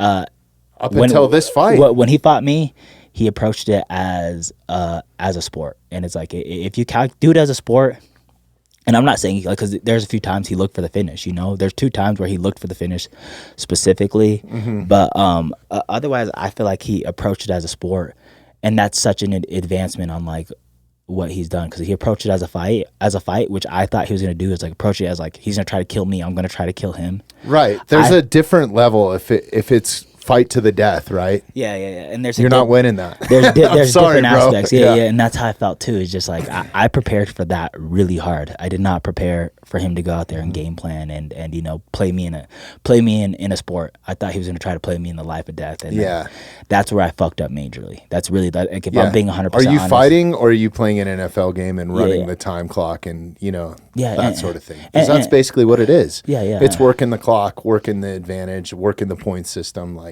Yeah, and he did a great job at that, and it's like that.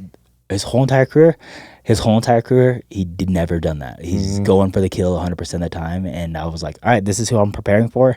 This is how I'm gonna prepare for him. This is how I'm gonna fucking get my whole mentality going into there is like I'm gonna give him the rope to hang himself. I'm gonna give him the rope to hang himself because he's gonna fucking do some crazy shit. And that was the only fight I've ever seen of his where he just never came with it. He never took as much, and it's like, bro, so much respect and props to him and all that stuff because it's like that shit's so hard to like. It speaks to your level too because I think that was his only game plan, right? Like he can't get in a raw dog war with you at that point. I mean, that had to be in the back of his mind, or why would you even go in with that game plan? Yeah, and that speaks to a lot like who he has around him and stuff too. Is like making those audibles and making that adjustment in his game and all that stuff. Is just like I felt like he was so prepared for that and prepared in the right like ways. Where I prepared for the old him, like 3 months ago or 4 months ago him, 5 months ago him, and I was like, all right, we're gonna get in a war, and it's like in a war I'm gonna stay dangerous, but I'm gonna stay super smart and calculated, and it's like. He was like, "No, we're not going to war today, bro." Actually, that's not what's gonna happen. It was hindsight, fucking 100%. You'll be back in there. I'm confident in that. You're already expressing that in your fucking drive, sitting right here, and you're passionate about it. Outside of the octagon, I know this is your life. You've trained for this your life. You train. You said it personally that you train harder than anybody else. Like that. That's the raw dog mentality. That's what Brandon's about.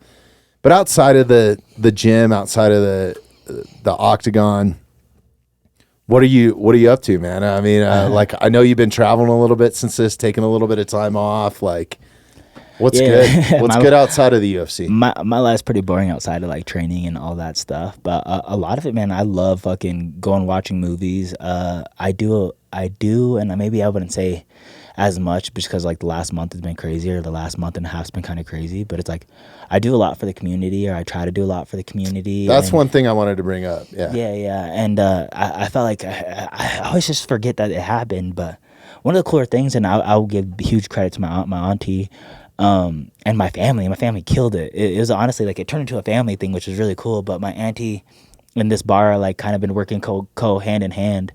And they're like, we need to get backpacks we're gonna do like a backpack drive, school supply drive for the youths and all that cool stuff. And in the neighborhood, like the Southwest Denver neighborhood.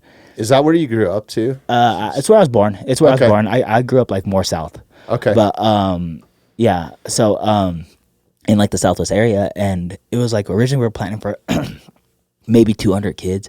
It was like we gave away like 350 back. I had to go back to the store. It was one of those cool things that it's like I feel like that's genuinely what brings me joy. And I feel like genuinely outside of my life and outside of fighting and outside of like what I really wanted to do, because I worked in a juvie for years, and it's just like, and like I have friends that like have You worked in a juvenile prison, or? Yeah, in a juvenile detention, like a really bad one, like a really bad one, like where kids were doing like. I'm not working with kids that skip school ever. Like I've never did it. Like they committed serious murder, crimes, right? 100%. And it was like, and I had friends that made are really important people around me that have made horrible life choices, and I've seen them go down a path and all that stuff. So I feel like when I got to the UFC, it was originally like I was gonna go back into juvie and help people get out of the system, but that shit is so hard that it's like I want to be on the preventative side. I want to be on the preventive side of things. I want to get ahead of before someone can make a mistake, join a gang and do all that other stuff. It's like it's way more important to me it's way easier. It's way easier to just prevent that than pull them out of it, because it's so easy to impact youth in a good or a bad way, right? So like if you looking up to a badass, right, you could I love this, man. I love that you're doing this, because you could either look up to a gangster, right, that you think is cool because he's a thug, and like those guys are cool, man, don't get me wrong, they are the cool guys, right? But also on the other hand, you have somebody that's doing it the right way, that's a UFC fighter and is even a higher pinnacle, but is still living that thug mentality a little bit, right? Yeah. I think it's so fucking cool, dude. Yeah, and for me, it was like, I think one of the more important things that fighting brought to my life is it just gave me, not just something like a person, like it gave me, like I didn't know who I was at a time, you know what I'm saying? Like I think, when you're young, you don't know who you are, you don't know what you're gonna be, but then it was like all of a sudden I was a fighter, and it's like, this is also the only way I know how to serve the community like openly too, is just the only skill that I ever learned in life is fighting, and and like being personable, and like learning how to talk to kids, and like calming, and just working with the youth is like the only two things that I've ever got good at. So doing those hand in hand, I think would be really good. But I feel like when I was younger, like I was so like all over the place, lost. I was like, I knew I didn't want to go to college. Like I almost knew that in my head. I was like, what am I gonna do? Go be a fucking whatever it is. It's like I had no passion for that, and it was just like I just had no identity. And I feel like fighting for a short period of time was my identity when I was younger. It's like once I became that, I remember I didn't tell too many people that I was fighting or doing MMA, but like once that became long, they're like, oh, that's a fighter. Like, oh, he's a fighter. Oh, that's Brandon the fighter. You know what I'm saying? And it's like it gave me somewhat an identity that I can go to. And I feel like some of these kids just need that, I feel like some of these kids just need something to identify with that's not fucking, oh, I'm a gangster crip, I'm a fucking, whatever it is, you know? And it's like... Especially in the world that we're living in now, because it's so much different from when you and I grew up, right? Now you have to publicly identify on social media, basically. Like, it's fucking ridiculous, dude. I'm a he. Are you? But I couldn't tell, bro. Exactly. And it's just one of those. It's just like I feel like that's the only way that I would really know how to go about it. But it's just like mixing those two together are just or at least just showing that like somebody fucking did this around you, And like I feel like there's plenty of like wasted conversations that I had in the juvie, and so many wasted life lessons I was trying to teach them and like say along the way. But I think the one thing that I could have gave back to the juvie that was better than anything else that I did along the way was is just showing what hard work got me, because those kids saw me work ethic. Those kids saw me come because they saw me switch, because Mark switched the schedule to like 10 a.m. Like it used to be a night class, so I used to go early, like I used to work the morning shift, so I'd work the kids with the morning shift and get off, and then go practice and do all that other stuff. And then coach switched the mornings to 10 a.m. to 12, and I had to switch my job to, and I liked working at the juvie, and I was getting paid like a decent amount, like enough to like survive, and I switched to going overnights for the last 2 years before I got signed to the UFC and had to quit. So these kids would watch me go in, zero sleep, my eyes bloodshot, and I tell a story a lot, but it's just, I feel like it was one of the more important days in my life, because it was like I knew something they didn't know.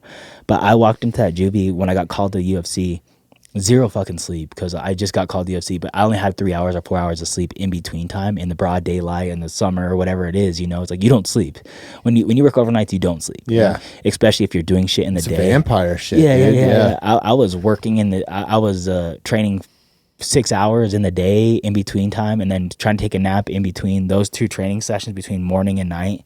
And it's like 12 o'clock to 5:30. That's not much time to sleep. You know what I'm saying? It's like, especially going and home, it's not showering. quality, man. Like Zero the rest of the quality. world's up right then, dude. Yeah, They're just getting off work and getting ready to go to happy hour and shit. Yeah, I get home at 1 o'clock, and then I got to be up by 4:30 to make the 5:30 practice, and then I have to schedule.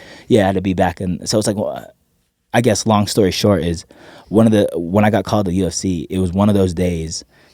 I walk into the juvie, my eyes are bloodshot. I pull this kid out of the room because he needed to like do whatever he needed to do, and he's like, "Bro, you look like absolute dog shit." He's like, "Dude, you look horrible." He's like, "How long can you keep this up?" And I was like, hopefully not much longer. But I knew I just got signed to the UFC. I was like, hopefully not much longer, man. Hopefully not much longer. But I feel like that, like what those kids see me go through, and they all would say shit like that. Like, "Bro, did you sleep?" They're like, "Bro, are you gonna get called to UFC? Like, what's going on? Like, are we gonna ever be able to play in the video game?" All that shit. Mm-hmm. And I was just telling them, I'm like, man, I'm just waiting for a call. Like, I won the fight that they said I needed to win. I'm just waiting for a call. I'm waiting for a date. I'm staying on weight, all this stuff. And I was just like telling them, like, I'm just waiting for the moment to arise. And then one of the days I just didn't show up for the next week, and then that was the day I went off to fight week, and then I didn't tell anybody besides like a couple of the managers there.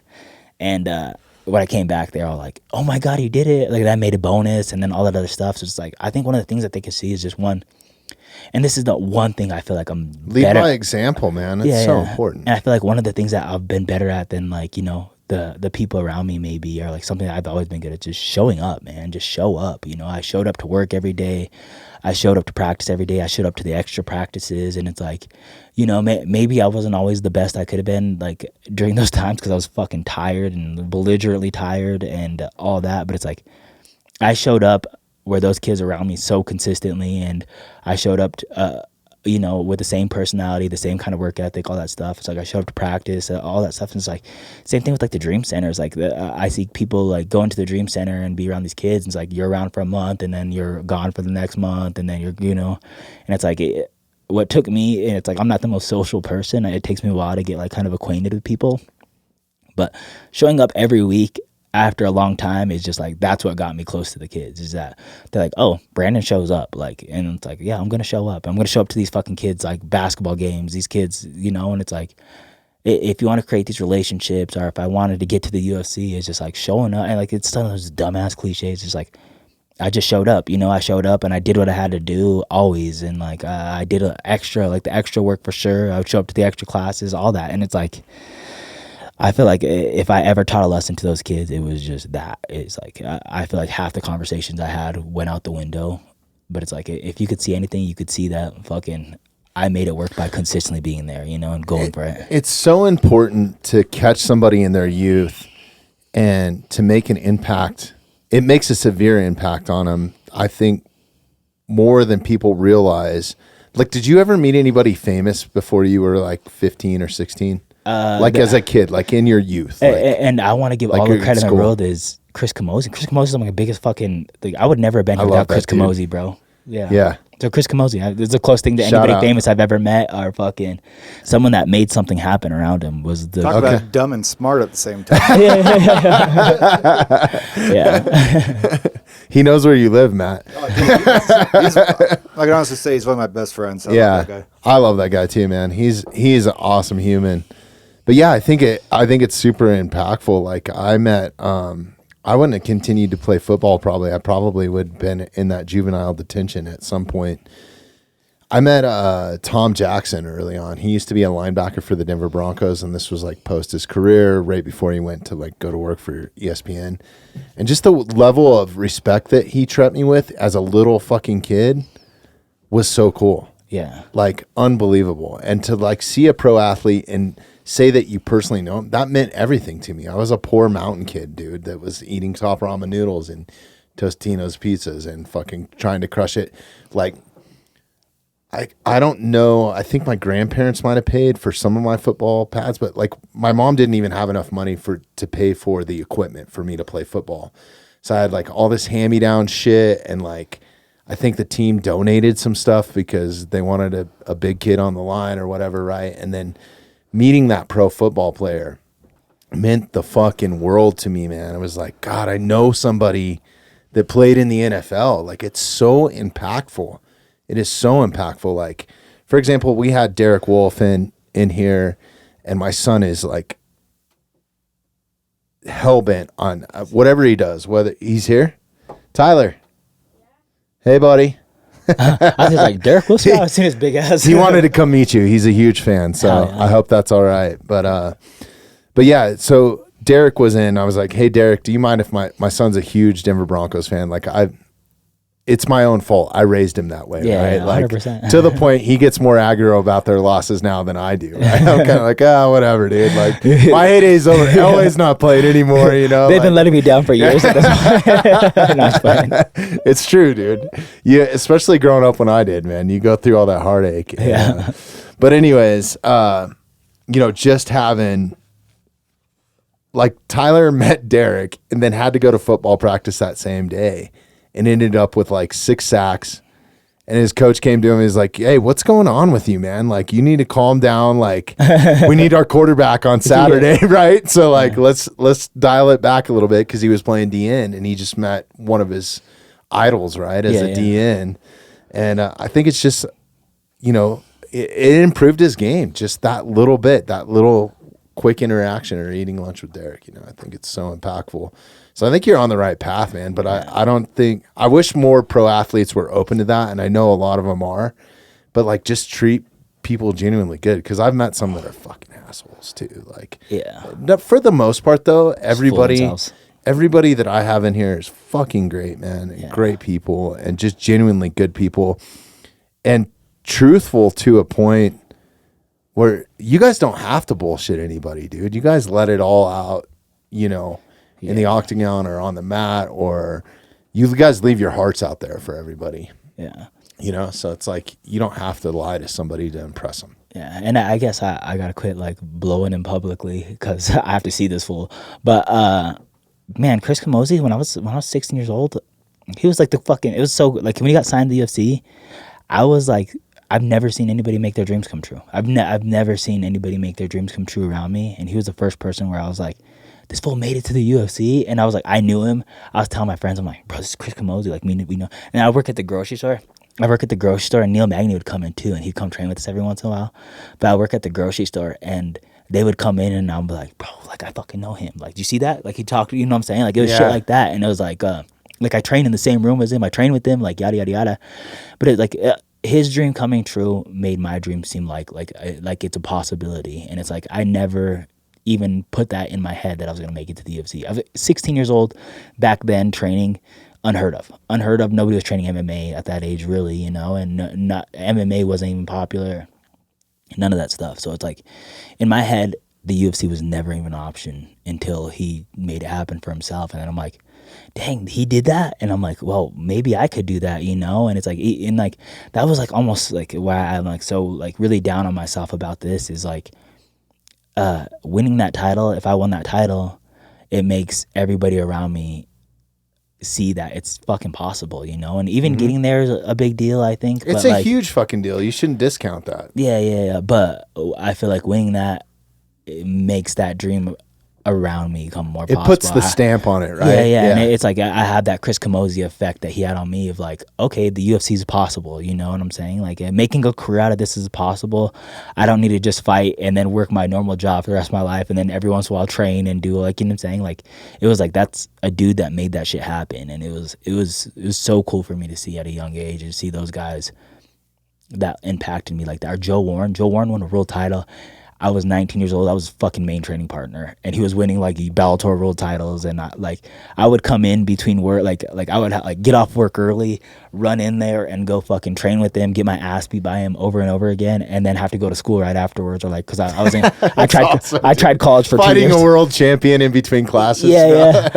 In between work and classes, I would try to go to college for a short period of time, and that seemed like brushing elbows with guys like that were making their dreams come true just made my dreams seem kind of likely, you know. And I've like it's reachable, right? Like it's within your grasp. 100%. It's like I'm not like I see so many people that are like believe in themselves so much and all this cool stuff, and it's like I was never that. I was just fucking. I didn't want to not train, and I just didn't want to be a fucking loser. Like I just didn't want to fucking suck at life and just, you know, like come back to my high school reunion and fucking be embarrassing or whatever it is, you know. Like it was just one of those, like I remember just thinking that it's like damn, but that cap that I had on myself was not high. Like I was just like, you know, maybe I'll win a couple amateur fights, maybe I'll turn pro, like, you know, get a belt, whatever it is, you know. But I don't know, man. The guys around me pushing the limits made my limits go higher and my expectation of myself go higher, and it's like that was so important to be around, you know. That's fucking awesome, man. Hey, we're coming up on time here, man. I really appreciate it. We've been at it for an hour and 45 minutes now, so super rad. It's been a bucket list to have you in here. I love anybody that comes in from Factory X, honestly, man. Like, you guys have been so great, man. So, yeah, shout out to the entire team and anybody that's been on, or if any of the guys want to come on, just have them hit me up. All right, cool. Before we jump off, what do you got coming up? Anything like in the sights, like anything you can talk about, or? No, nothing. I mean, just trying to navigate right now. We're still like 2 weeks off, or 2.5 weeks off. What about even outside the octagon? Like, you got anything going on with, shout out to what is it? Denver Youth Club? The Denver Dream Center. But Denver Dream Center, sorry.